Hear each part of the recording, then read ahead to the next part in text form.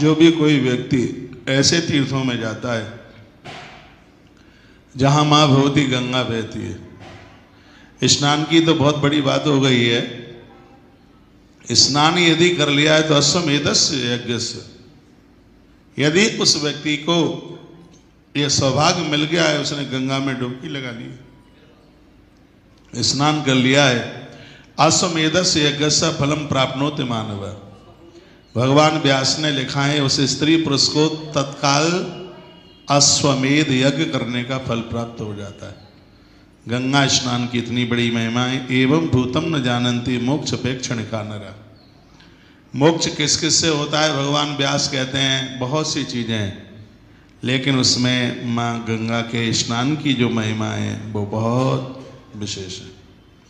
सूर्ये दृष्टे तो यत् स्नानम गंगा तो यनत समम। सूर्य भगवान के उदित होने से पहले यदि किसी ने गंगा का स्नान कर लिया है, लिखा है कि तत् स्नानम पंचम प्रोक्तः दिव्य पांडव सत्तमम। धर्मराज युधिष्ठिर को यह कथा सुनाई गई है। उस व्यक्ति को तत्काल 5 यज्ञ करने का फल तत्काल प्राप्त हो जाता है। सूर्य उदित होने से पहले के स्नान की बहुत बड़ी महिमा है।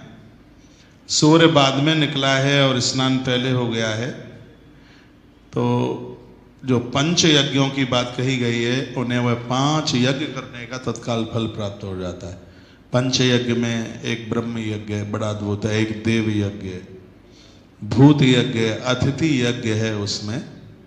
तो ये पुण्य उन लोगों को प्राप्त हो जाता है जो, कितना सुंदर लिखा है, वर्णन किया गया, सूर्य दृष्टि तो यत् स्नानम। सूर्य दिखाई दे उससे पहले स्नान। स्नान की वैसे महिमा तब ही है जब सूर्य निकलने से पहले नहा लिया जाए, स्नान कर लिया जाए। तो गंगा ताप प्रताप और संताप को बिल्कुल समाप्त कर देती है। तत्र तीर्थे तो योगत्वा स्नानम कुर्यान नरेश्वर। आप कितने बड़भागी हैं, ऋषिकेश आपके पास है, हरिद्वार आपके पास। हम लोग तरसते रहते हैं, इतना टाइम नहीं मिलता कि साल में एक आध बार हरिद्वार ऋषिकेश आने का सौभाग्य मिल जाए। आप कितने बड़भागी हैं, आज कितने भाग्यशाली हैं। अभी रास्ते में हम और आचार्य जी और भी मेरी गाड़ी में जो बच्चे थे, वो कहते हैं, रास्ते में ही हम चर्चा कर रहे थे कि हरिद्वार जैसा तीर्थ कोई बिना पुण्यों के थोड़ी मिल जाएगा। हम बोल रहे थे यहाँ भी एक आश्रम बना हुआ होता तो लोग आते, उनको रहने को जगह मिलती, वो गंगा नहाते, गंगा स्नान करते। तो हमने कहा ये तो सब चीज़ पुण्यों का प्रभाव है भैया, इतने पुण्य नहीं है तो माँ गंगा अपने चरणों में जगह दे देती।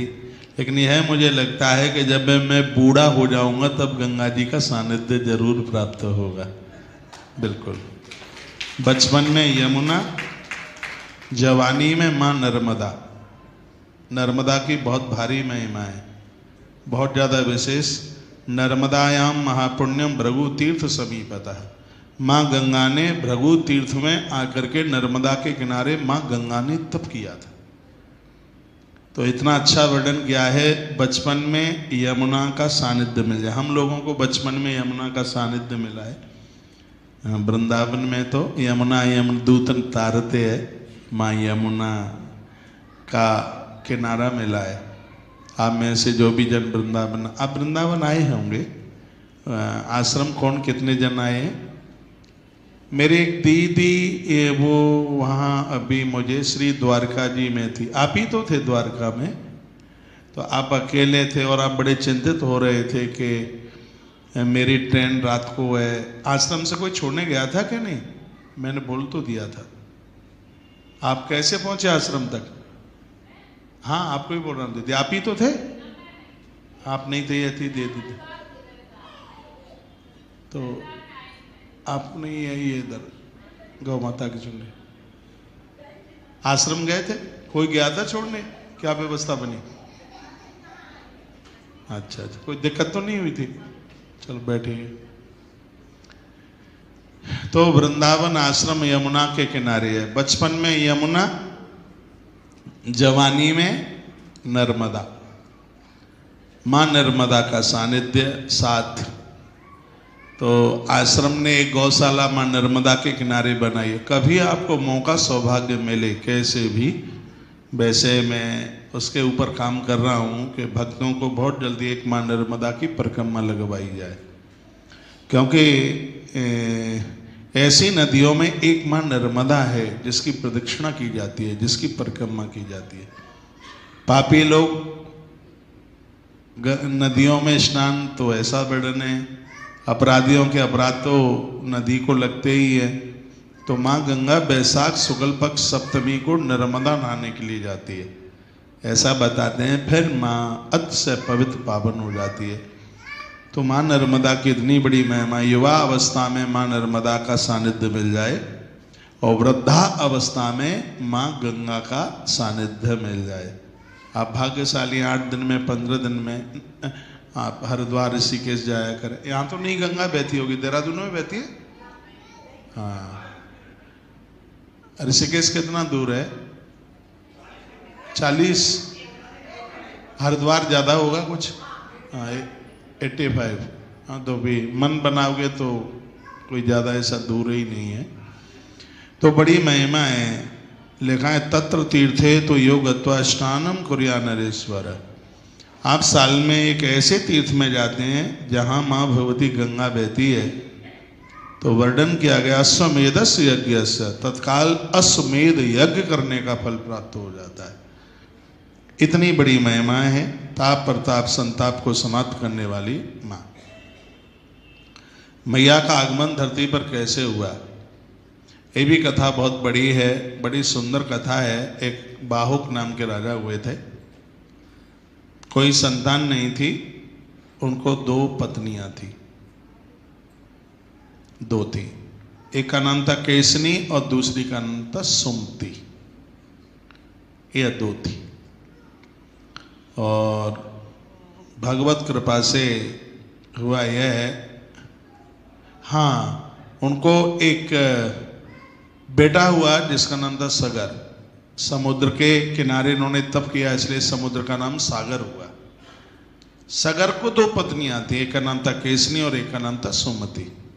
इनका नाम सगर इसलिए पड़ा क्योंकि सगरियते मिलयते, जो जहर में मिला हुआ था। इनकी दूसरी माँ ने इनको जहर दे दिया था, इनकी माँ को जहर दे दिया था। वो इसलिए दे दिया था कि राजा का अब ज़्यादा आकर्षण उस स्त्री के साथ होगा जिसको बच्चा होने वाला है, तो उस बच्चे को मारने के लिए विष दे दिया, जहर दे दिया। धरती पर पाप बहुत है, लेकिन किसी के साथ आघात किया जाए ये पाप नहीं, ये पाप का बाप है। ईश्वर की बड़ी कृपा थी, बच्चा मरा नहीं, वो जहर में लिपटा हुआ और उसका जन्म हो गया। और संस्कृत में जहर को गर कहते हैं, जो गर में यानी जहर में मिला हुआ है, इसलिए उसका नाम सगर हुआ। सगर जी का विवाह हुआ, 2 पत्नियां उनको भी हुई। और वर्णन किया है कि उन्होंने एक बहुत बड़ा यज्ञ किया था। यज्ञ, उनको एक पत्नी से एक बेटा हुआ था जिसका नाम था अंशुमान, और दूसरी पत्नी से उनको 60,000 पुत्र हुए थे। सगर को 60,000। जब यह पिता यज्ञ कर रहा था तो हाँ, उनको एक पत्नी से असमंजस का बेटा अंशुमान हुआ था। एक पत्नी से 60,000 बेटे हुए। जब राजा यज्ञ कर रहे थे तो उसमें घोड़ा छोड़ा गया। जगत प्रसिद्ध कथा है। मैं इसलिए कथा आपको सुना रहा हूँ क्योंकि गंगा अवतरण की कथा सुनने से सैकड़ों यज्ञ करने का फल प्राप्त होता है। इसलिए कथा मैं आपके बीच में रख रहा हूँ, गंगा अवतरण की कथा, माई कैसे प्रकट हुई।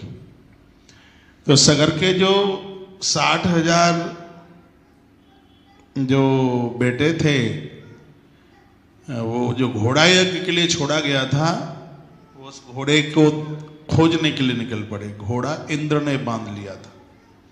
इंद्र ने इसलिए बांध लिया था कि ऐसी विशेषता है कि कोई 100 यज्ञ पूरा कर ले तो उसको इंद्रासन मिल जाता है। तो इंद्र को लगा कि यदि सगर राजा का यज्ञ पूरा हो गया तो मेरा इंद्रासन चला जाएगा। इसलिए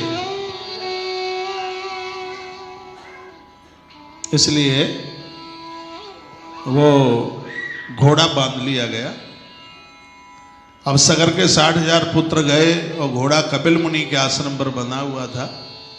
सगर के 60,000 पुत्रों को लगा कि घोड़े की चोरी इस बाबा जी ने करी है।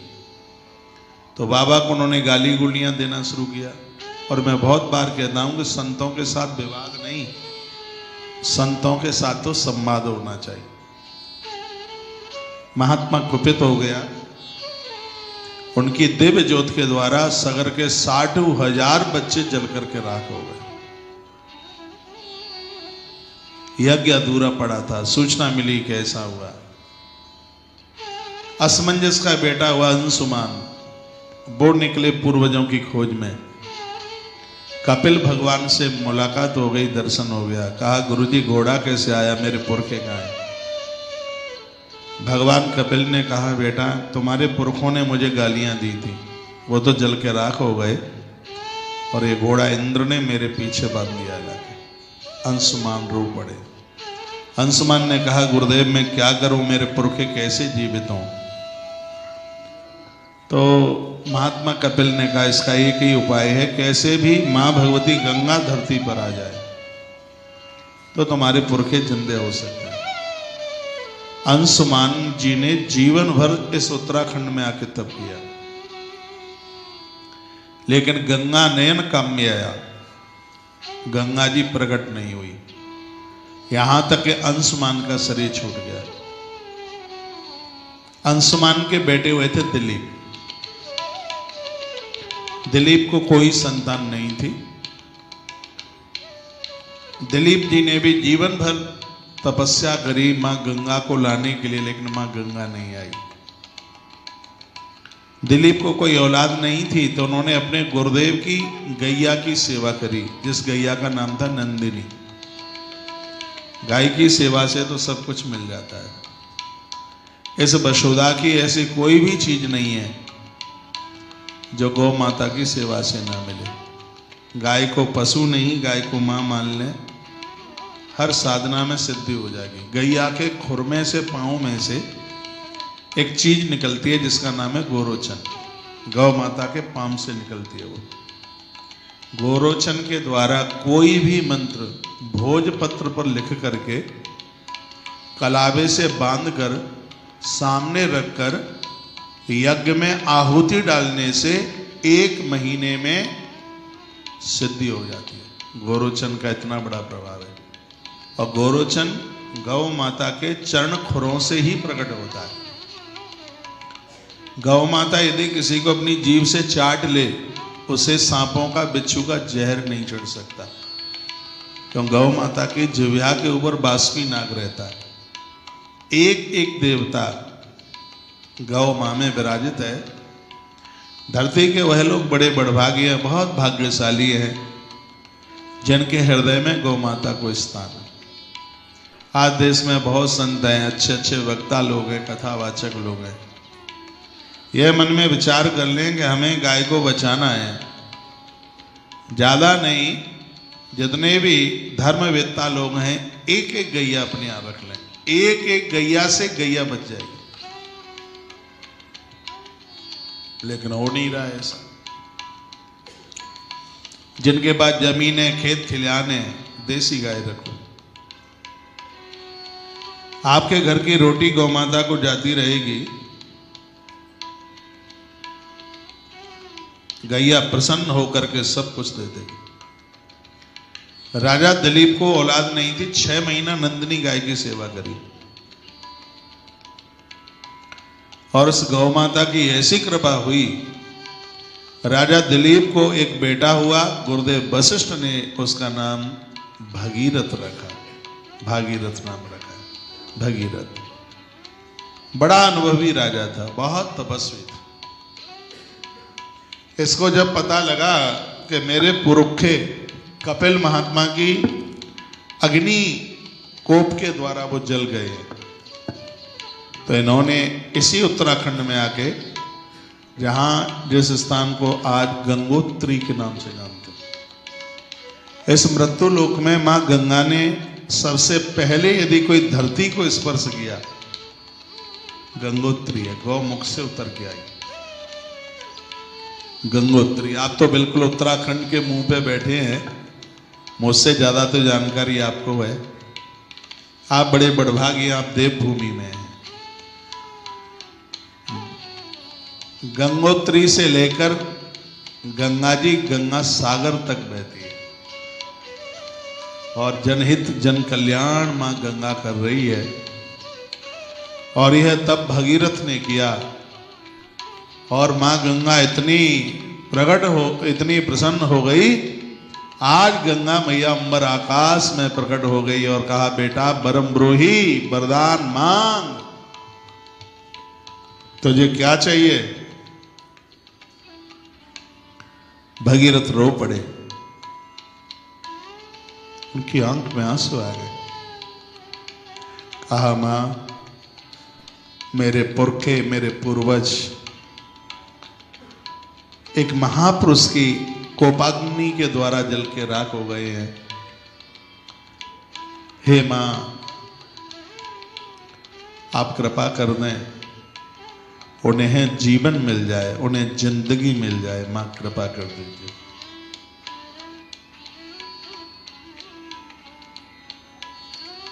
मैया ने कहा, बेटा मैं आ तो जाऊंगी, लेकिन मेरे बेग को कौन धारण करेगा। यदि मेरे बेग को कोई धारण नहीं कर पाया तो मैं धरती फाड़ कर रसातल के लिए चली जाऊंगी।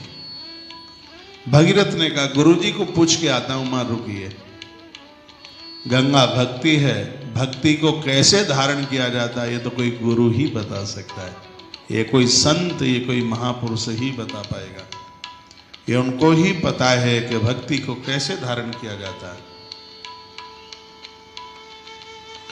भगवान कपिल के पास चल करके आए भगीरथ, और भगीरथ ने कहा, हे गुरुदेव, गंगा मैया ने दर्शन तो दे दिया है, लेकिन वह कहती है कि मेरे बेग को कौन धारण करेगा। तो उन्होंने कह दिया, गंगा को धारण कर सकते हैं महादेव, उनकी तपस्या करो, वो प्रसन्न हो जाएंगे। भगीरथ ने पूछा, कितना समय लगेगा। मुझे हजारों वर्ष तप करते हुए हो गई, तब तो माँ ने दर्शन दिया है, अब महादेव को प्रकट करने के लिए कितना समय लगेगा।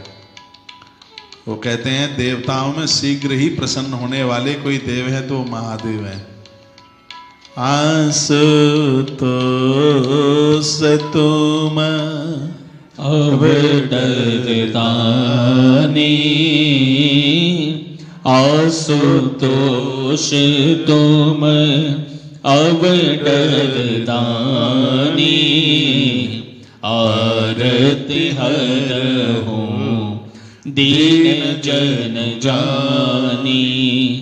आसुतोष तुम अब डरदानी, आरती हरहूँ दीन जन जानी। आसुतोष तुम अब डरदानी, आरती हरहूँ दीन जन जानी। आसुतोष तुम अब डरदानी, आरती हरहूँ दीन जन जानी। यह चौपाई बोलकर महादेव के ऊपर जल चढ़ाया करो, बेलपत्र चढ़ाया करो, भगवान शिव बड़े प्रसन्न होते हैं। आशुतोष का अर्थ होता है, आंसू माने शीघ्र, तोष माने प्रसन्न हो जाने वाले, जो शीघ्र ही प्रसन्न हो जाते हैं, इसलिए उनका नाम है आशुतोष। तो महात्मा कपिल कहते हैं, बेटा तुम भगवान शिव का ध्यान करो, भगवान शंकर की आराधना करो, और भगवान महादेव प्रसन्न होकर गंगा को धारण कर लेंगे। भगीरथ ने भगवान महादेव को प्रसन्न किया, शिव प्रसन्न हो गए और कहा, पुत्र वरदान मांगो। कहा, आप मां को अपने सिर पर धारण कर लो। आज पहाड़ों के ऊपर खड़े होते हुए भगवान शंकर ने अपनी जटाओं को खोला, ब्रह्मा के कमंडल से गंगा किल किल कलरव की आवाज करते हुए महादेव की जटाओं में आकर के गिरी। नाम हो गया बोले जटा शंकरी महारानी की जय हो। नाम जटा शंकरी हुआ। तब से मां को जटा शंकरी कहने लगे। पहले तो भगवान शिव ने मन बनाया कि ये गंगा गंगाधर के सिर पर ही बनी रहे, और बहुत समय के लिए महादेव उसको जटाओं में ही उसको विचरण करते कह दिया, तू कर विचरण। तब एक दिन भगीरथ ने कहा, बाबा बहुत दिन हो गए हैं गंगा को आए हुए तुम्हारे मस्तिष्क पर, माँ को अब बाहर निकालिए ना। तो शंकर जी ने कहा, बेटा गंगा के द्वारा तो मुझे बड़ी शांति मिली है, इसको तो तू मेरे ही पास रहने दे। भगीरथ ने कहा, अच्छा तुम्हारी शांति के लिए हमारे पुरखे तपस्या करते करते पधरा गए, बाबा कृपा कीजिए माँ गंगा को बाहर निकालिए। शंकर जी ने कहा, गंगा को अभिमान था कि मेरे बेग को कौन धारण करेगा, इसलिए मैं पूछूंगा उसे तेरा कितना बेग है। भगीरथ ने कहा, वो तुम्हारी आपस की लड़ाई है, बाद में लड़ते रहना, मुझे अपने पूर्वजों को जीवन दान देना है, माँ गंगा को बाहर निकाल दीजिए। तब भगवान भोलेनाथ ने अपनी जटाओं को निचोड़ना शुरू किया, पहाड़ों को चीरती हुई कलरव की आवाज करते हुए माँ भगवती गंगा धारा पर चल करके आई। ये धारा को प्लावित माँ गंगा ने किया। आगे आगे भगीरथ चल रहे थे, पीछे पीछे माँ गंगा आ रही थी। थोड़ा फैसला हो गया था। और कितना अच्छा लग रहा है, हमारे संतों ने कहा भगीरथ बछड़े की तरह दिख रहे थे और गंगा गैया की तरह दिख रही थी। बताया जाता है कि बछड़े को जिधर लेकर के चले गैया उधर चलती है। गाय के गले में कोई रस्सी फंदा ना हो। हम लोग ग्रामीण लोग हैं, गांवों के लोग हैं, तो हमें बड़ा पता होता है। पहले हाट बाजार में से जब गाय खरीद करके लेके आते थे तो गैया को लाना बड़ा मुश्किल होता था। तो फिर क्या करते, एक साइकिल पर एक डलिया टोकरा सा उसमें रखा, उसमें गैया का बच्चा रख लिया, तो फिर साइकिल लेकर के चल पड़ो। जिधर वो गैया के बच्चे को तुम लेके चलोगे, गाय अपने आप ही उधर उधर चलती है। उसको गाय को बांधने की जरूरत ही नहीं पड़ती। जिधर गैया का बच्चा उधर गैया उधर चलती है।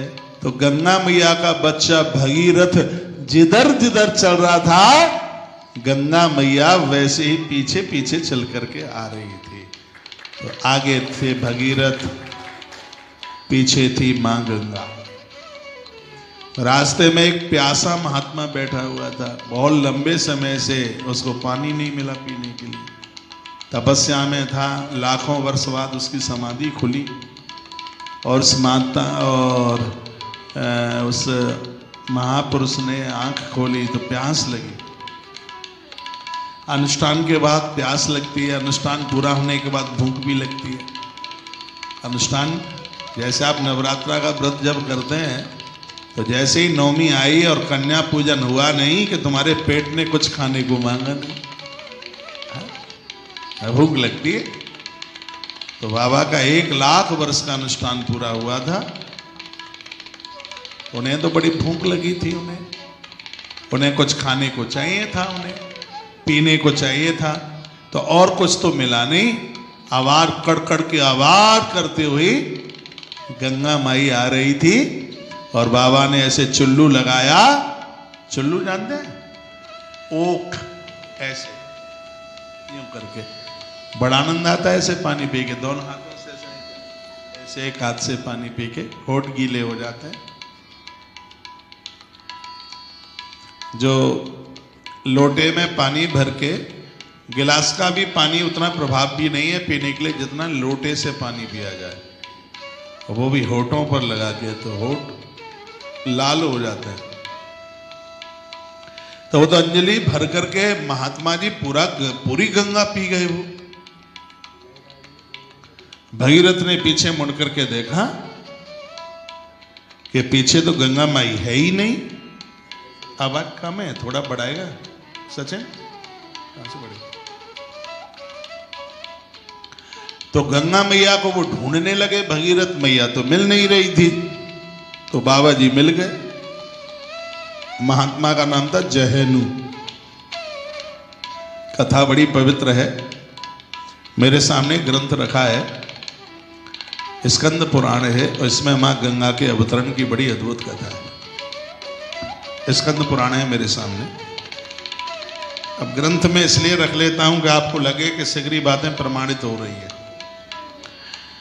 तो महात्मा जयहेनु को पूछा भगीरथ ने, गुरुजी आपने मेरी माँ गंगा को देखा है क्या? महात्मा ने कहा हाँ, प्यास बहुत जोर से लगी थी, ठंडी ठंडी मुझे वो जलता दिखाई दी और मैंने उस जल को पी लिया। तो भगीरथ ने कहा अच्छा, तुम्हारी प्यास बुझाने के लिए हमारी पीढ़ियों ने तप किया होगा, बाबा हमें हमारी गंगा माई चाहिए। अब साधु ने कहा मैं तो पी गया, अब कैसे दूंगा, कुछ भी करें हमें गंगा चाहिए। महात्मा ने सोचा मुंह से निकालूंगा गंगा को तो बपन हो जाएगा, गंगा पवित्र हो जाएगी। उसी समय महात्मा जयहेनु ने अपनी जंगा फाड़ डाली और जंगा फाड़ कर गंगा जी को बाहर निकाला, इसलिए गंगा जी का नाम हुआ, बोले जहानवी मैया की जय हो। इसलिए उनका नाम जहानवी हुआ। भगीरथ माँ गंगा को लेकर के चले।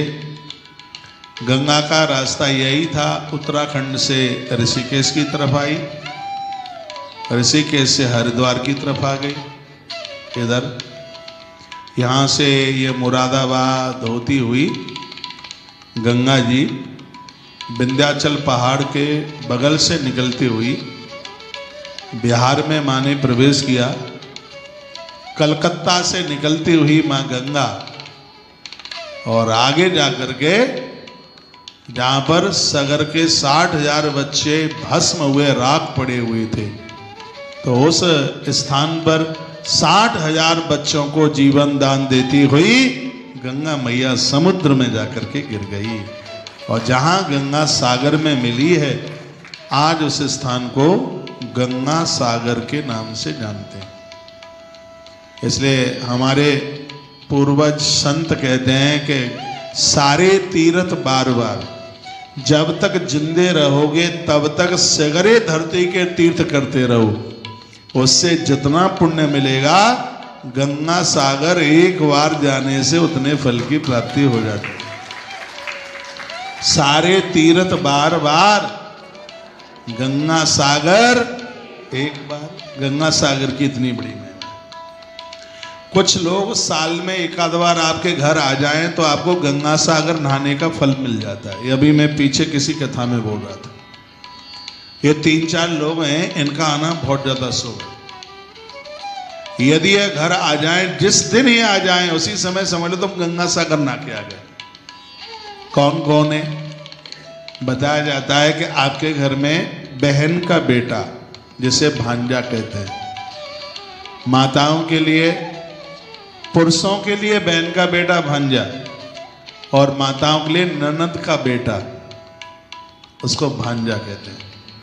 यदि आपके घर में ननद का बेटा, भाई लोगों के लिए उसकी बहन का बेटा जिस दिन घर पर आया, तुम्हारे घर से जूठा मुंह करके यानी कुछ खा पी के गया, तत्काल आपको गंगा सागर नहाने का फल मिल गया। ये महिमा है, ब्रह्म पुराण में वर्णन है, मैंने आपको सुनाई है। तालियां तो आप बजाना ही मत ना। दूसरा है बेटी का बेटा, बिटिया का बेटा, जिसको देवता कहते हैं। ये भी जिस दिन घर में आ गया, नाना नानी के घर में बैठ के कुछ खा पी करके चला गया, देखो बेटी का बेटा जो आपका देवता लगता है, इसका आगमन कितना शुभ है। जिस दिन ये आपके घर आया, समझ लो कि आप गंगा सागर नहा करके आ गए हैं। इतना बड़ा था। लोग पता नहीं इन पवित्र रिश्तों को क्यों भूल रहे हैं? एक तीसरा है, जिसे कहते हैं आपका दामाद, आपका जामाता। बेटी बहुत पूज्य है, लेकिन बेटी से भी ज्यादा जामाता पूज्य है, दामाद पूज्य। जिस दिन यह आया आपके घर, इसको कच्ची रोटी मत खिलाया करो, फुलके नहीं, दाल नहीं, बढ़िया मिष्ठान पकवान बनाओ, शुद्ध देसी घी की पूड़ी बनाओ, रिफाइंड डालडा की नहीं, मालपुआ बनाओ, खीर बनाओ निपनिया दूध की। दाल भात भी बनाते हो तो भी पूड़ी खीर जरूर बनाइए। खीर पूड़ी ही असली भोजन है और तो सगरा नकली है, असली तो खीर पूड़ी है भैया। अब मैं तो खाता नहीं हूँ, छूट गया है, नहीं तो मुझे खीर पूड़ी बहुत अच्छी लगती। खीर तो मैं एक शेर भर भी एक बार में खा जाऊं तो उस समय कोई बड़ी बात नहीं होती थी। शेर भर का मतलब कितना, 1000 ग्राम होता है, कौन सी बड़ी बात होती थी। तो खीर पूड़ी, उसमें कहीं संग में मालपुआ और आ जाए, जीभ पे पानी आ रहा है, ज़्यादा नहीं बोलूँगा। तो घर में ये पूज्य लोग आते हैं, जामाता पूज्य है, उसको आपने बिठा करके जमाया है, समझ लो सत्य यही है, आप गंगा सागर की यात्रा करके आ गए, आप गंगा सागर ना के आ गए। एक चौथा और है, वो भी बड़ा अद्भुत है, वो है कोई संत, वो है कोई गुरु, और घर में चल करके आ जावे और हमें उनके चरण धोने का सौभाग्य मिल जाए, हमें उन्हें कुछ जिमाने खिलाने पिलाने का मौका मिल जाए। संत जनों का, गुरुजनों का आगमन हमारे घर पर हुआ, हमने उन्हें आरती उतार ली, उनका चरण वंदन प्रणाम कर लिया और अपनी रसोई का कुछ पदार्थ हमने उन्हें परोस दिया, उन्होंने जीम लिया। सच मानिए हम गंगा सागर नहा करके आ गए। मकर संक्रांति का पर्व हमें प्राप्त हो, यह महिमा है गंगा सागर की। सारे तीर्थ बार बार, गंगा सागर। भक्तों ने बड़े अच्छे अच्छे मैसेज लिखे, आहा, हाँ, जामाताओं से मत लड़ा करो, हाँ, ननद से भी मत लड़ो, इसका आना बड़ा शुभ होता है, बहुत कल्याणकारी है। तो ऐसी अद्भुत कथाओं का जो वर्णन किया गया है बहुत अद्भुत है।